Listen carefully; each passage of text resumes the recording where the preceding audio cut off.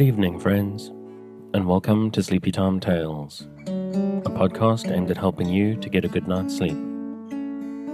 Do you find your mind plagued with the stresses of modern life, especially when the lights are out and you're trying to get a restful night? Does your spinning mind keep you awake? Follow my voice down the path towards a good night's rest. Listen to me tell a story that will keep your mind from wandering to your daytime problems, the ones you can't solve right now and will be easier to solve well rested. Listen to my voice and allow yourself to drift, following the twists and turns of the story, but slowly letting go and drifting into sleep. Before we get on with the show, I'd like to take a couple of minutes of your time. The show is brought to you by direct financial support from listeners like you, mostly on Patreon, but a good number of people throw a few dollars my way every month via Buy Me a Coffee or the PayPal tip jar on the website. There have been some lean times in the last couple of years, and I wouldn't have been able to keep the show going without that support. And I'm grateful to those listeners who have the means to help fund it, to keep it going, and to help me to reach new audiences. So if you're making use of Sleepy Time Tales regularly to help you to deal with sleeplessness, and you have the urge to support the show, and most importantly, if you have the means, please check out patreon.com/sleepytimetales or go to the link in the show notes or from the website to get access to those bonus episodes, as well as simply to keep the show going out to those who need it. One other fun benefit of being a backer, though, is I'm always glad to do favors and give shout-outs. Like this week, I'd like to wish Moya a happy birthday from Chris, who dropped me a message a couple of weeks ago, and I'm thrilled to be part of giving you this surprise. So happy birthday, Moya. Hope you have a great one, and thank you for listening. A couple of months ago as well, I introduced a special reward to get a monthly poetry reading for all patrons as long as I'm over $100 on the Patreon. Unfortunately, that may have been a bit ambitious with an audience my size. A few people stepped up and helped me out, but I don't think it's quite sustainable, because only a fraction of listeners actually can or will support directly. So while I have a new poetry reading coming soon, the Patreon is currently below $100 again. The offer still stands, and we'll go back to the readings if it hits the target, but no real pressure. Just thank you for listening, and thank you for those who have been able to give some support.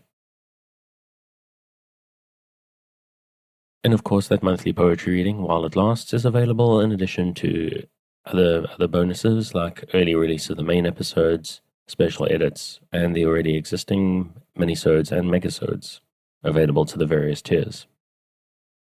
And of course, if you're inclined to make off a once-off contribution, then check out buymeacoffee.com/sleepytimetales, also linked in the show notes, and there you can help out the show without needing to make a longer commitment.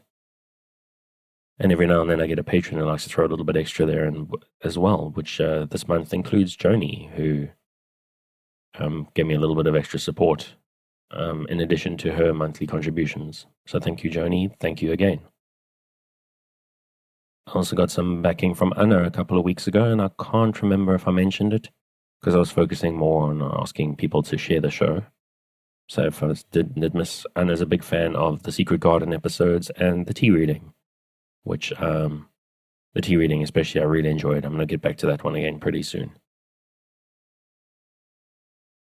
But as I mentioned, the last couple of weeks I've been focusing more on asking people to spread the word rather than simply handing out money, because that is really important to a show like this. Simply telling people about Sleepy Time Tales does so much to help me to reach new audiences and potentially reach more, because if everybody who listens loves it, shares it with somebody, and if they love it, they share it, and it just keeps on going. So if you recommend the show on social media, please make sure to tag me in so that I can see and I can thank you. That's at Sleepy Time Tales on Instagram or Twitter. And last off, I need to shout out the music, which is Sweet Night and Friends by Kumiko.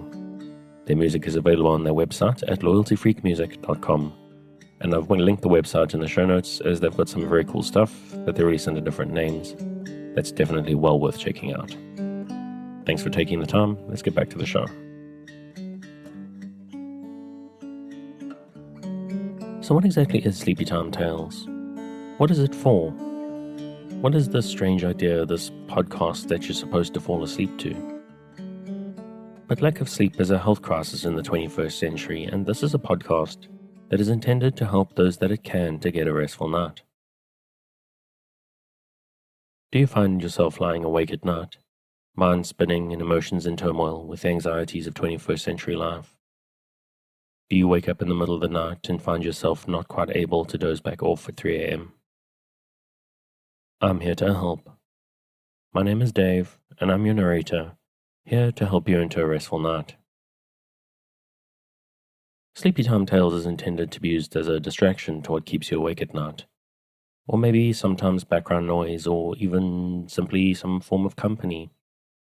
That's why I make these episodes quite long, so that I'm here for you without any pressure of the end coming. Now, as far as I know, there are a couple of different ways to engage. The main idea is that what I'm doing is I'm giving you something to focus on, a story or an event that lets you keep your mind on a specific point, to stop it from spinning out into stress and anxiety. So focus just enough not to resist the embrace of a night's sleep when it comes for you.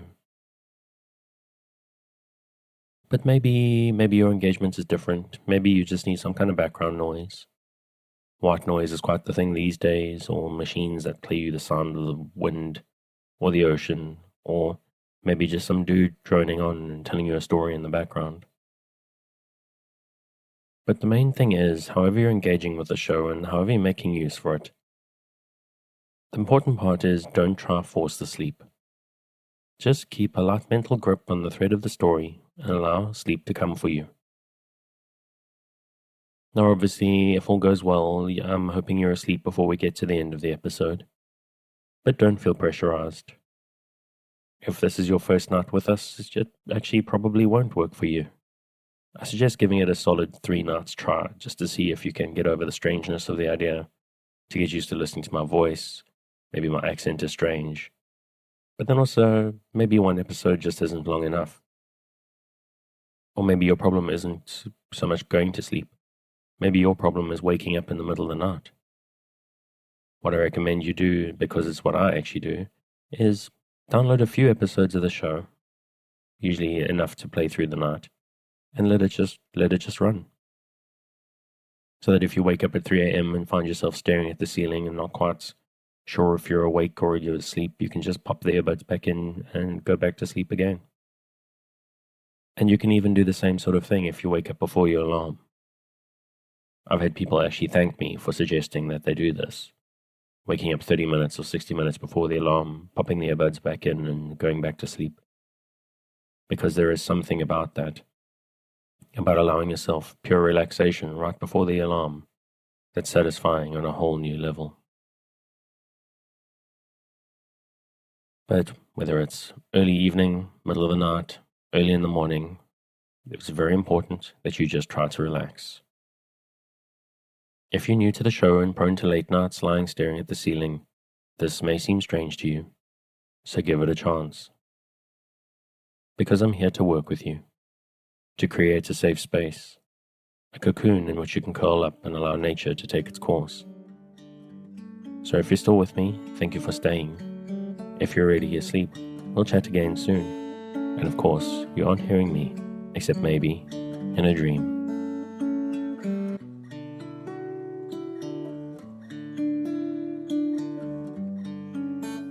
And we return to Little Woman by Louisa May Alcott.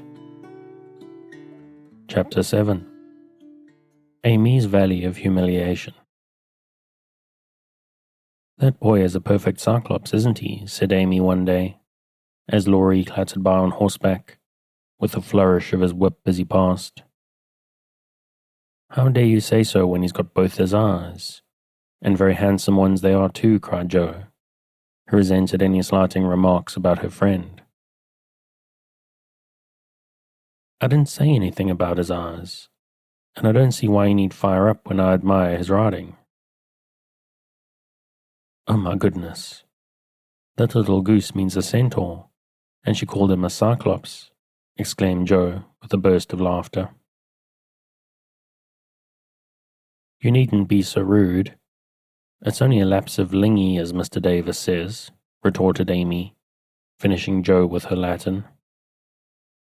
I just wish I had a little of the money Laurie spends on that horse, she added, as if to herself, yet hoping her sisters would hear. Why? Asked Meg kindly, for Joe had gone off in another laugh at Amy's second blunder. I need it so much. I'm dreadfully in debt and it won't be my turn to have the rag money for a month. In debt, Amy? What do you mean? And Meg looked sober. Why, I owe at least a dozen pickled lambs, and I can't pay them, till I have money, for Mommy forbade my having anything charged at the shop. Tell me all about it. Are lambs the fashion now? It used to be pricking bits of rubber to make balls. And Meg tried to keep her countenance. Amy looked so grave and important. Why, you see, the girl's always buying them. Unless you want to be thought mean, you must do it too. It's nothing but lambs now, for everyone is sucking them in their desks in school time, and trading them off for pencils, bead rings, paper dolls, or something else at recess. If one girl likes another, she gives her a lamb. If she's mad with her, she eats one before her face, and doesn't even offer a suck. They treat by turns, and I've ever had so many but haven't returned them. And I ought, for they are debts of honor, How much will pay them off and restore your credit? Asked Meg, taking out her purse. A quarter would more than do it, and leave a few cents over for a treat for you.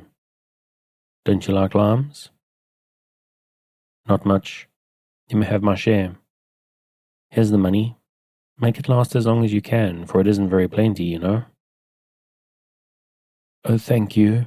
It must be so nice to have pocket money. I'll have a grand feast, for I haven't tasted a lamb this week.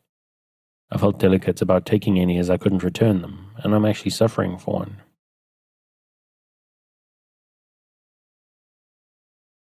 Next day, Amy was rather late at school, but could not resist the temptation of displaying, with pardonable pride, a moist brown paper parcel before she consigned it to the innermost recesses of her desk. During the next few minutes, the rumor that Amy March had got 24 delicious lambs, she ate one on the way, and was going to treat, circulated through her set, and the attentions of her friends became quite overwhelming. Katie Brown invited her to her next party on the spot. Mary Kingsley insisted on lending her a watch till recess, and Jenny Snow, a satirical young lady, who had basely twitted Amy upon her lambless state, promptly buried the hatchet and offered to furnish answers to certain appalling sums. But Amy had not forgotten Miss Snow's cutting remarks about some persons whose noses were not too flat to smell other people's limes, and stuck-up people who were not too proud to ask for them. And she instantly crushed that Snow girl's hopes by the withering telegram. You needn't be so polite all of a sudden, for you won't get any. A distinguished personage happened to visit the school that morning, and Amy's beautifully drawn maps received praise, which honor to her foe rankled in the soul of Miss Snow, and caused Miss March to assume the airs of a studious young peacock. But alas, alas, pride goes before a fall, and the revengeful Snow turned the tables with disastrous success. No sooner had the guest paid the usual stale compliments and bowed himself out, than Jenny, under pretense of asking an important question, informed Mr. Davis, the teacher, that Amy March had pickled lambs in her desk. Now Mr. Davis had declared lambs a contraband article, and solemnly vowed to publicly ferule the first person who was caught breaking the law. This much-enduring man had succeeded in banishing chewing gum after a long and stormy war, and had made a bonfire of the confiscated novels and newspapers, had suppressed the private post office, had forbidden distortions of the face, nicknames, and caricatures, had done all that one man could do to keep 100 rebellious girls in order. Boys are trying enough to human patience, goodness knows, but girls are infinitely more so, especially to nervous gentlemen with tyrannical tempers and no more talent for teaching than Dr. Blimber. Mr. Davis knew any quantity of Greek, Latin, algebra, and ologies of all sorts, so he was called a fine teacher. And manners, morals, feelings, and examples were not considered of any particular importance. It was a most unfortunate moment for denouncing Amy, and Jenny knew it. Mr. Davis had evidently taken his coffee too strong that morning. There was an east wind, which always affected his neuralgia, and his pupils had not done him the credit which he felt he deserved. Therefore, to use the expressive, if not elegant, language of a schoolgirl, he was as nervous as a witch and cross as a bear. The word limes was like fire to powder. His yellow face flushed, and he rapped on his desk with an energy which made Jenny skip to her seat with unusual rapidity. "Young ladies, attention if you please." At the stern order the buzzing ceased, and 50 pairs of blue, black, grey, and brown eyes were obediently fixed upon his awful countenance. "Miss March, come to the desk." Amy rose to comply with outward composure, but a secret fear oppressed her, for the limes weighed upon her conscience. "Bring with you the limes you have in your desk," was the unexpected command, which arrested her before she got out of her seat. "Don't take all," whispered her neighbour, a young lady of great presence of mind. Amy hastily shook out half a dozen and laid the rest down before Mr. Davis, feeling that any man possessing a human heart would relent when that delicious perfume met his nose. Unfortunately, Mr. Davis particularly detested the odor of the fashionable pickle, and disgust added to his wrath. "Is that all?" "Not quite," stammered Amy. "Bring the rest immediately." With a despairing glance at her set, she obeyed. "Are you sure there are no more?" "I never lie, sir." "So I see. Now take these disgusting things 2 by 2 and throw them out of the window." There was a simultaneous sigh which created quite a little gust, as the last hope fled, and the treat was ravished from their longing lips. Scarlet with shame and anger, Amy went to and fro 6 dreadful times, and as each doomed couple, looking oh so plump and juicy, fell from her reluctant hands, a shout from the street completed the anguish of the girls, for it told them that their feast was being exulted over by the little Irish children, who were their sworn foes. This was too much. All flashed indignant or appealing glances at the inexorable Davis, and one passionate lime lover burst into tears.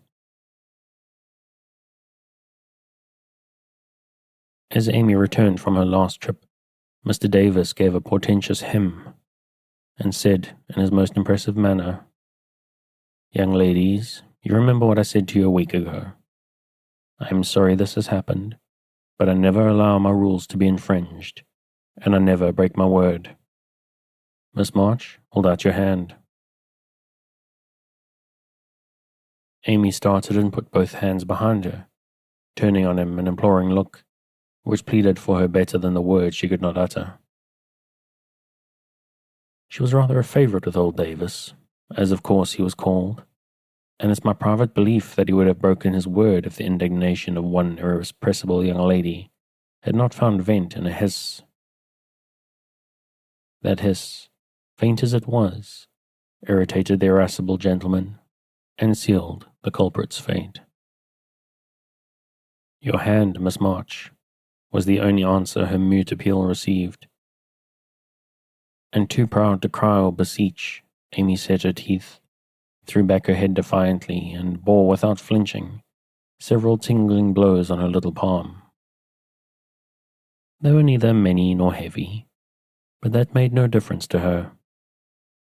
For the first time in her life she had been struck, and the disgrace in her eyes was as deep as if he had knocked her down. "You will now stand on the platform till recess," said Mr. Davis, resolved to do the thing thoroughly, since he had begun. That was dreadful. It would have been bad enough to go to her seat and see the pitying faces of her friends, or the satisfied ones of her few enemies. But to face the whole school with that shame fresh upon her seemed impossible, and for a second she felt as if she could only drop down where she stood and break her heart with crying. A bitter sense of wrong and the thought of Jenny Snow helped her to bear it, and taking the ignominious place, she fixed her eyes on the stove funnel about what now seemed a sea of faces, and stood there, so motionless and white that the girls found it hard to study with that pathetic figure before them.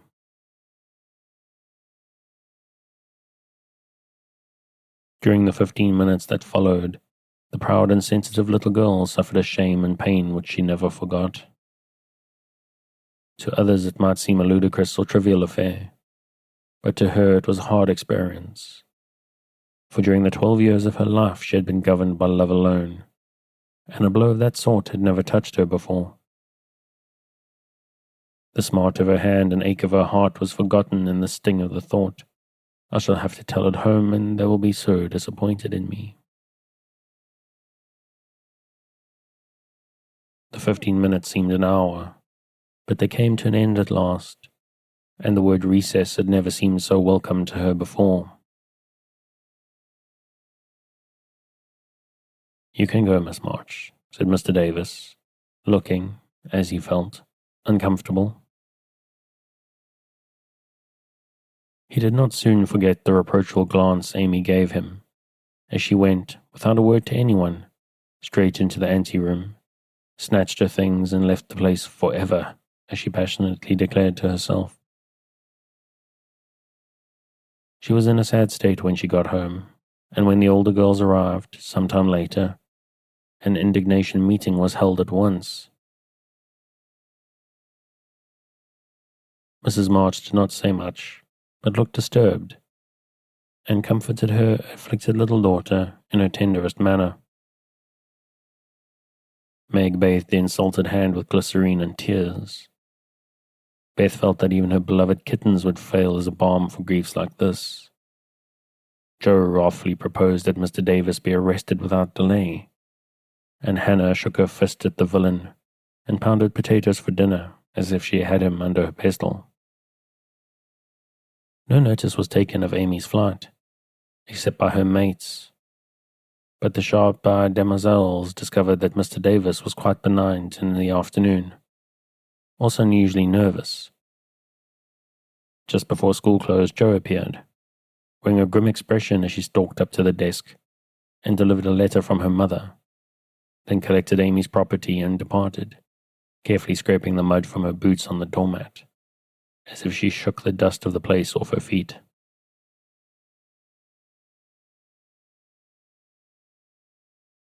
"Yes, you can have a vacation from school, but I want you to study a little every day with Beth," said Mrs. March that evening. "I don't approve of corporal punishment, especially for girls. I dislike Mr. Davis's manner of teaching and don't think the girls you associate with are doing you any good. So I shall ask your father's advice before I send you anywhere else." "That's good. I wish all the girls would leave and spoil his old school. It's perfectly maddening to think of those lovely limes," sighed Amy with the air of a martyr. "I'm not sorry you lost them, for you broke the rules and deserved some punishment for disobedience," was the severe reply, which rather disappointed the young lady, who expected nothing but sympathy. "Do you mean you're glad I was disgraced before the whole school?" cried Amy. "I should not have chosen that way of mending a fault," replied her mother, "but I'm not sure that it wouldn't do you more good than a bolder method. You are getting to be rather conceited, my dear, and it is quite time you set about correcting it. You have a good many little gifts and virtues, but there's no need of parading them, for conceited spoils the finest genius. There is not much danger that real talent or goodness will be overlooked long, even if it is. The consciousness of possessing and using it well should satisfy one, and the great charm of all power is modesty. So it is, cried Laurie, who was playing chess in a corner with Joe.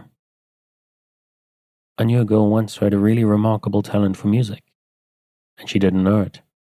Never guessed what sweet little things she composed when she was alone, and wouldn't have believed it if anybody had told her. I wish I'd known that nice girl. Maybe she would have helped me. I'm so stupid, said Beth, who stood beside him, listening eagerly. You do know her, and she helps you better than anyone else could, answered Laurie, looking at her with such mischievous meaning in his merry black eyes, that Beth suddenly turned very red, and hid her face in the sofa cushion, quite overcome by such an unexpected discovery.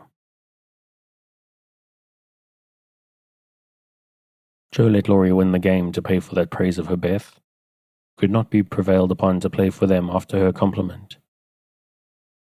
So Laurie did his best and sang delightfully, being in a particularly lively humour, for to the marchers he seldom showed the moody side of his character. When he was gone, Amy, who had been pensive all evening, said suddenly, as if busy over some new idea, Is Laurie an accomplished boy? Yes, he has an excellent education and has much talent. He will make a fine man if not spoiled by petting, replied her mother. And he isn't conceited, is he? Asked Amy. Not in the least. That's why he's so charming and we all like him so much. I see. It's nice to have accomplishments and be elegant, but not to show off or get perked up, said Amy thoughtfully. These things are always seen and felt in a person's manner and conversations, if modestly used, but it is not necessary to display them, said Mrs. March. Any more than it's proper to wear all your bonnets and gowns and ribbons at once. That folks may know you've got them, added Joe, and the lecture ended in a laugh. Chapter 8. Joe meets Apollyon. Girls, where are you going? Asked Amy, coming into their room one Saturday afternoon, and finding them getting ready to go out with an air of secrecy which excited her curiosity. Never mind, little girls shouldn't ask questions, returned Joe sharply. Now, if there's anything mortifying to our feelings when we are young, it is to be told that, and to be bidden to run away, dear, is still more trying to us. Amy bridled up at this insult and determined to find out the secret, if she teased for an hour. Turning to Meg, who never refused her anything very long, she said coaxingly, Do tell me. I should think you should let me go too, for Beth is fussing over a piano and I haven't anything to do and I'm so lonely. I can't, dear, because you aren't invited, began Meg, but Joe broke in impatiently. Now, Meg, be quiet or you'll spoil it all. You can't go, Amy, so don't be a baby and whine about it. You're going somewhere with Laurie, I know you are. And you were whispering and laughing together on the sofa last night, and you stopped when I came in. Aren't you going with him? Yes, we are. Now do be still and stop bothering. Amy held her tongue but used her eyes and saw Meg slip a fan into her pocket. I know. You're going to the theatre to see the Seven Castles, she cried, adding resolutely, And I shall go, for Mother said I might see it, and I've got my rag money, and was mean not to tell me in time. Just listen to me a minute and be a good child, said Meg soothingly. Mother doesn't wish you to go this week, because your eyes are not well enough yet to bear the light of this fairy piece. Next week you can go with Beth and Hannah and have a nice time. I don't like that half as well as going with you and Laurie. Please let me. I've been sick with this cold so long, and shut up. I'm dying for some fun. Do, Meg, I'll be ever so good, pleaded Amy, looking as pathetic as she could. Suppose we take her. I don't believe Mother would mind if we bundle her up as well, began Meg. If she goes, I shan't. And if I don't, Laurie won't like it, and will be very rude after he invited only us to go and drag in Amy. I should think she'd hate to poke herself where she wasn't wanted, said Joe crossly, for she disliked the trouble of overseeing a fidgety child when she wanted to enjoy herself.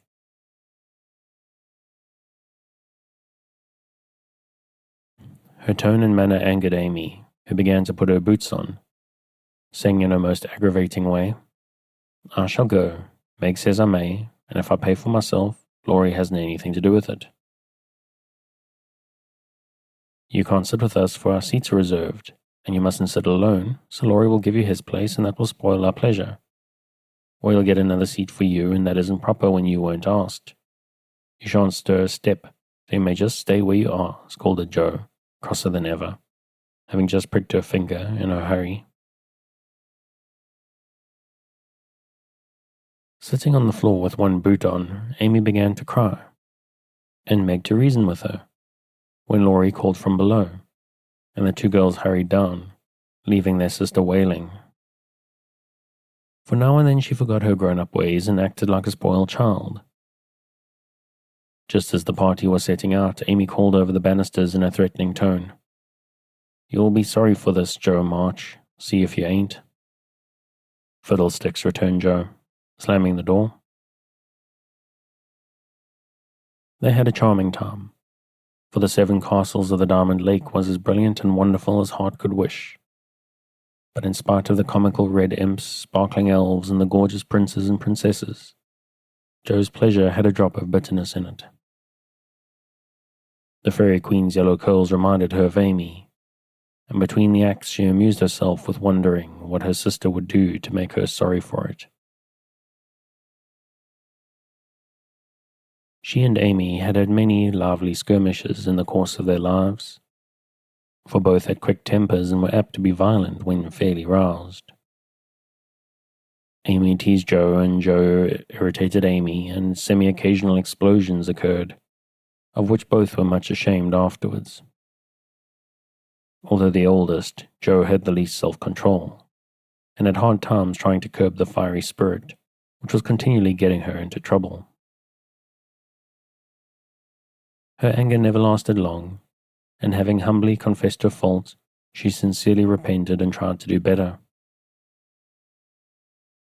Her sisters used to say that they rather liked to get Joe into a fury, because she was such an angel afterward. Poor Joe tried desperately to be good, but her bosom enemy was always ready to flare up and defeat her, and it took years of patient effort to subdue it. When they got home, they found Amy reading in the parlor. She assumed an injured air as they came in, never lifted her eyes from her book or asked a single question. Perhaps curiosity might have conquered resentment, if Beth had not been there to inquire and receive a glowing description of the play.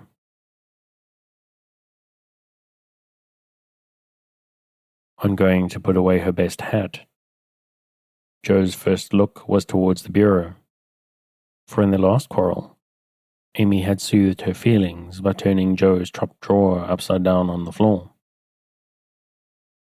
Everything was in its place, however, and after a hasty glance into her various closets, bags, and boxes, Joe decided that Amy had forgiven and forgotten her wrongs.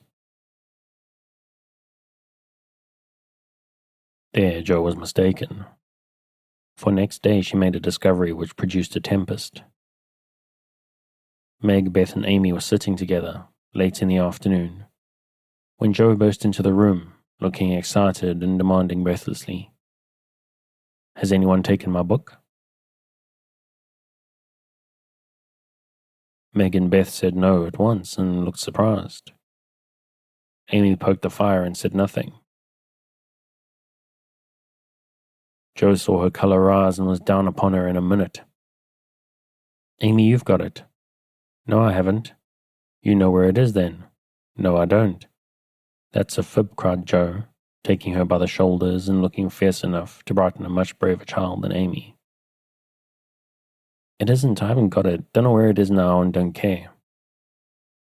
You know something about it and you better tell me at once or I'll make you. and Joe gave her a slight shake.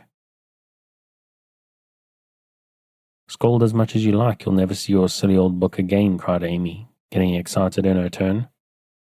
"Why not?" "I burned it up." "What?" "My little book I was so fond of and worked over, and meant to finish before Father got home." "Have you really burned it?" said Joe, turning very pale, while her eyes kindled and her hands clutched Amy nervously. "Yes, I did. I told you I'd make you pay for being so cross yesterday, and I have, so—" Amy got no further, for Joe's hot temper mastered her, and she shook Amy till her teeth chattered in her head, crying in a passion of grief and anger. "You wicked, wicked girl. I never can write it again, and I'll never forgive you as long as I live." Meg flew to rescue Amy and Beth to pacify Joe. But Joe was quite beside herself, and with a parting box on her sister's ear, she rushed out of the room, up to the old sofa in the garret, and finished her fight alone.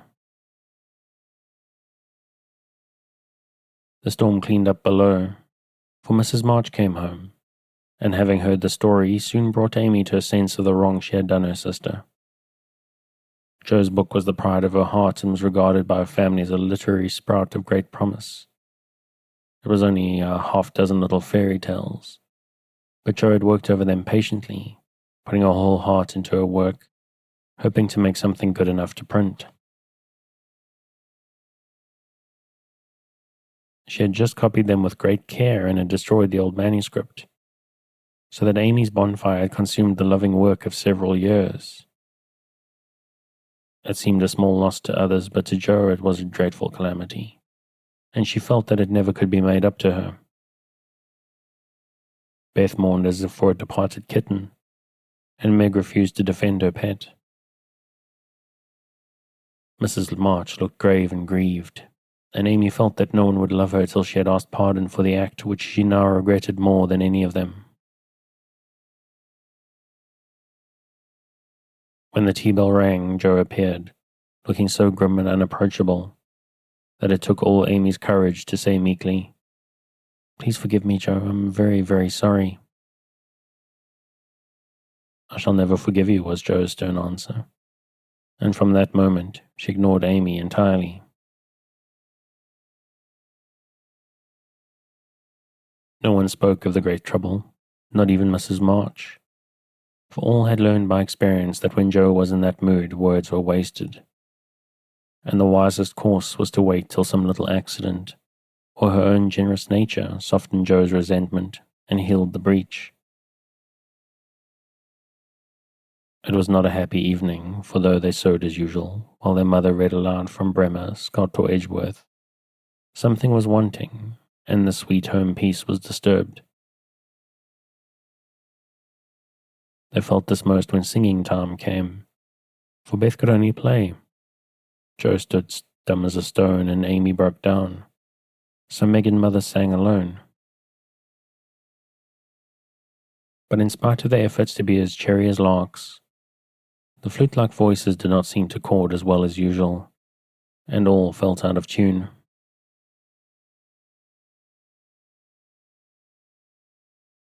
As Joe received a good-night kiss, Mrs. March whispered gently, "My dear, don't let the sun go down on your anger.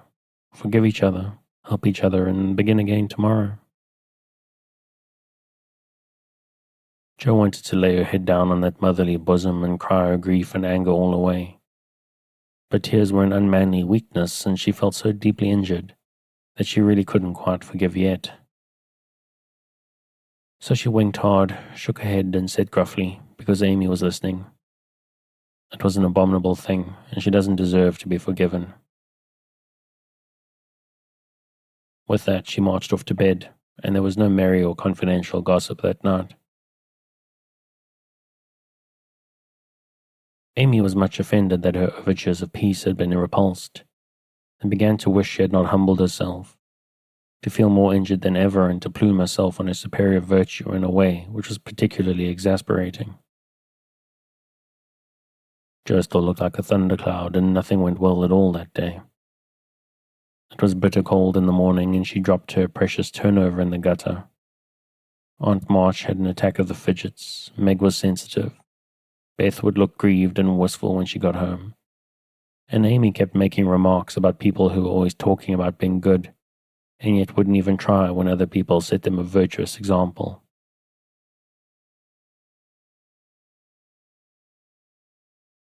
Everybody is so hateful. I'll ask Laurie to go skating. He's always kind and jolly and will put me to rights, I know, said Jo to herself, and off she went. Amy heard the clash of skates and looked out with an impatient exclamation. There. She promised I should go next time, for this is the last ice we shall have, but it's no use to ask such a crosspatch to take me. Don't say that. You were very naughty and it's hard to forgive the loss of her precious little book. But I think she might do it now, and I guess she will if you try her at the right minute, said Meg. Go after them. Don't say anything till Jo has got good-natured with Laurie. Then take a quiet minute and just kiss her or do some kind thing, and I'm sure she'll be friends again with all her heart. I'll try, said Amy, for the advice suited her. And after a flurry to get ready, she ran after the friends who were just disappearing over the hill. It was not far to the river, but both were ready before Amy reached them. Jo saw her coming and turned her back. Laurie did not see, for he was carefully skating along the shore, sounding the ice, for a warm spell that preceded the cold snap. I'll go on to the first bend and see if it's all right before we begin to race, Amy heard him say as he shot away, looking like a young Russian in his fur-trimmed coat and cap. Jo heard Amy panting after her run, stamping her feet and blowing on her fingers as she tried to put her skates on. But Jo never turned and went slowly zigzagging down the river, taking a bitter, unhappy sort of satisfaction in her sister's troubles. She had cherished her anger till it grew strong and took possession of her, as evil thoughts and feelings always do, unless cast out at once. As Laurie turned the bend, he shouted back, "Keep near the shore. It isn't safe in the middle." Jo heard, but Amy was struggling to her feet and did not catch a word. Jo glanced over her shoulder, and the little demon she was harboring said in her ear, "No matter whether she heard or not, let her take care of herself." Laurie had vanished round the bend. Jo was just at the turn, and Amy, far behind, striking out toward the smoother ice in the middle of the river. For a minute Jo stood still with a strange feeling in her heart. Then she resolved to go on. But something held and turned around, just in time to see Amy throw up her hands and go down, with a sudden crash of rotten ice, the splash of water and a cry that made Jo's heart stand still with fear. She tried to call Laurie, but her voice was gone. She tried to rush forward, but her feet seemed to have no strength in them. And for a second she could only stand motionless, staring with a terror-stricken face at the little blue hood above the black water. Something rushed swiftly by her, and Laurie's voice cried out, "Bring a rail, quick, quick." How she did it she never knew, but for the next few minutes she worked as if possessed, blindly obeying Laurie, who was quite self-possessed, and lying flat, held Amy up by his arm and hockey stick till Jo dragged a rail from the fence, and together they got the child out, more frightened than hurt. "Now then, we must walk her home as fast as we can. Pile our things on her while I get off these confounded skates," cried Laurie, wrapping his coat round Amy and tugging away at the straps which never seemed so intricate before. Shivering, dripping, and crying, they got Amy home, and after an exciting time of it she fell asleep, rolled in blankets before a hot fire. During the bustle Jo had scarcely spoken, but flown about, looking pale and wild, with her things half off, her dress torn and her hands cut and bruised by ice and rails and refractory buckles. When Amy was comfortably asleep, the house quiet, and Mrs. March sitting by the bed, she called Joe to her and began to bind up the hurt hands. "Are you sure she's safe?" whispered Joe, looking remorsefully at the golden head, which might have been swept away from her sight forever under the treacherous ice. "Quite safe, dear. She's not hurt, and won't even take cold, I think." "You were so sensible in covering and getting her home quickly," replied her mother cheerfully. "Laurie did it all. I only let her go. Mother, if she should die, it would be my fault." And Joe dropped down beside the bed in a passion of penitent tears, telling all that had happened, bitterly condemning her hardness of heart and sobbing out her gratitude for being spared the heavy punishment which might have come upon her. "It's my dreadful temper. I tried to cure it. I think I have, and then it breaks out worse than ever. Oh, Mother, what shall I do? What shall I do?" cried poor Joe in despair. "Watch and pray, dear.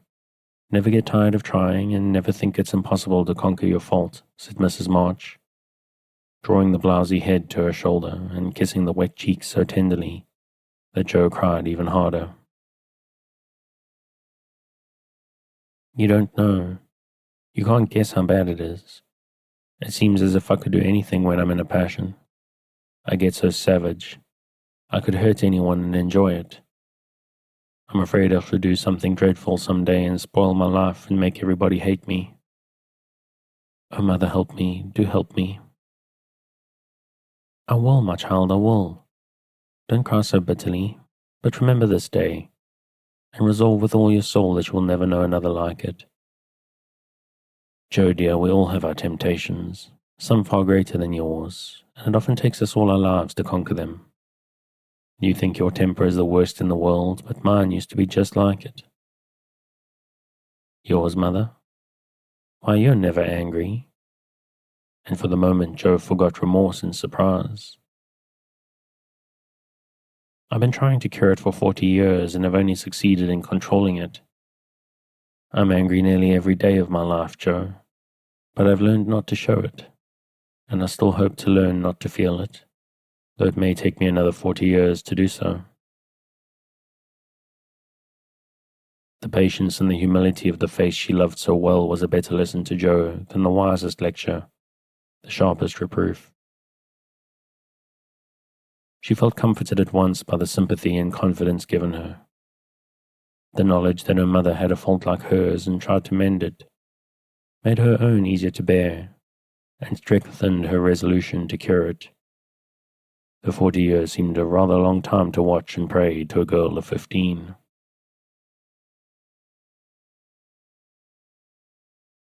"Mother, you're angry when you fold your lips tight together and go out of the room sometimes? When Aunt March scolds or people worry you?" asked Joe, feeling nearer and dearer to her mother than ever before. "Yes, I've learned to check the hasty words that rise to my lips, and when I feel that they mean to break out against my will, I just go away for a minute and give myself a little shake for being so weak and wicked," answered Mrs. March with a sigh and a smile, as she smoothed and fastened up Joe's disheveled hair. "How did you learn to keep still? That is what troubles me, for the sharp words fly out before I know what I'm about, and the more I say, the worse I get, till it's a pleasure to hurt people's feelings and say dreadful things. Tell me how you do it, Mommy dear." "My good mother used to help me, as you do us," interrupted Joe with a grateful kiss. "But I lost her when I was a little older than you are, and for years had to struggle on alone, for I was too proud to confess my weakness to anyone else. I had a hard time, Joe, and shed a good many bitter tears over my failures, for in spite of my efforts I never seemed to get on. Then your father came, and I was so happy that I found it easy to be good. But by and by, when I had 4 little daughters round me and we were poor, then the old trouble began again. For I'm not patient by nature, and it tried me very much to see my children wanting anything. Poor mother, what helps you then? Your father, Joe. He never loses patience, never doubts or complains, but always hopes, and works and waits so cheerfully that one is ashamed to do otherwise before him. He helped and comforted me and showed me that I must try to practice all the virtues I would have my little girls possess, for I was their example. It was easier to try for your sakes than for my own. A startled or surprised look from one of you when I spoke sharply rebuked me more than any words could have done. And the love, respect, and confidence of my children was the sweetest reward that I could receive for my efforts to be the woman I would have them copy. Oh, mother, if I'm ever half as good as you, I shall be satisfied, cried Joe, much touched. I hope you'll be a great deal better, dear, but you must keep watch over your bosom enemy, as my father calls it, or it may sadden, if not spoil, your life. You have had a warning. Remember it and try with heart and soul to master this quick temper, before it brings you greater sorrow and regret than you have known today. I will try, mother. I truly will. But you must help me. Remind me and keep me from flying out. I used to see father sometimes put his finger on his lips and look at you with a very kind but sober face. And you always folded your lips tight and went away. Was he reminding you then? Asked Joe softly. Yes, I asked him to help me so, and he never forgot it, but saved me from many a sharp word by that little gesture and kind look. Joe saw that her mother's eyes filled and her lips trembled as she spoke, and fearing that she had said too much, she whispered anxiously, Was it wrong to watch you and speak of it? I didn't mean to be rude, but it's so comfortable to say all I think to you and feel so happy and safe here. My Joe, you may say anything to your mother, for it is my greatest happiness and pride to feel that my girls confide in me and know how much I love them. I thought I'd grieved you. No, dear.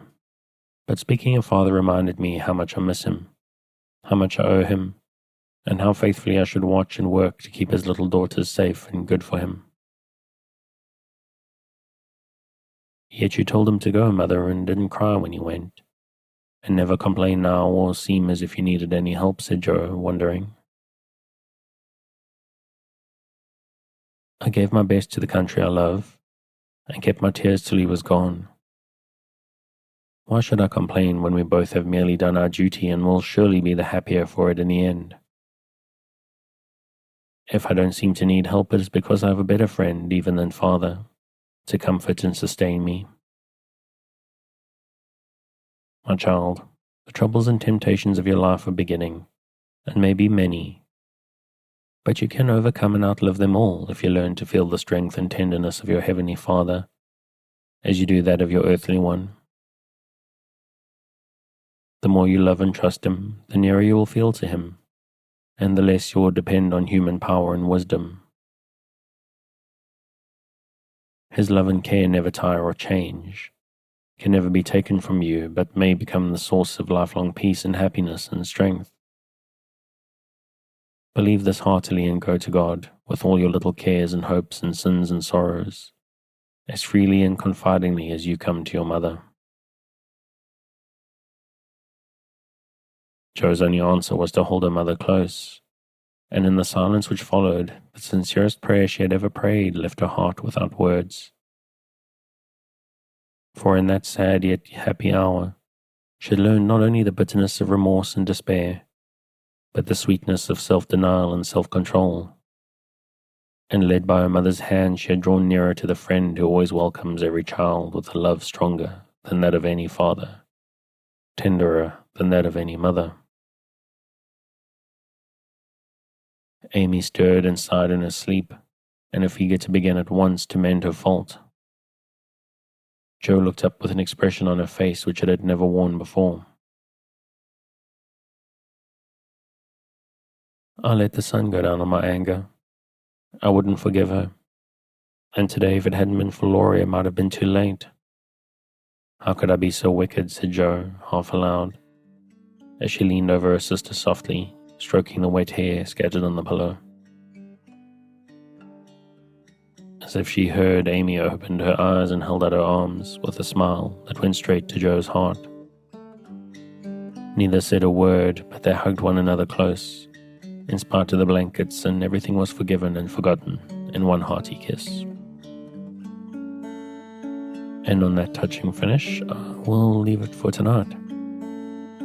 As ever, you can find the book on Project Gutenberg at the link in the show notes, or most houses probably have a copy sitting on a shelf somewhere, so take a look and check it out.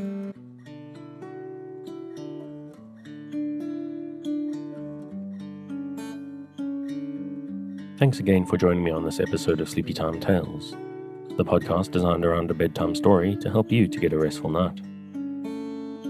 New episodes will be released every Sunday night to give you something fresh to help you rest in a new week. But make sure to subscribe in whatever service you use so that you get your new episodes whenever they come out. A reminder that the music for tonight is Sweet Night and Friends by Kumiko. Check out more of their work on their website, which you'll find linked in the show notes. Good night, and sweet dreams.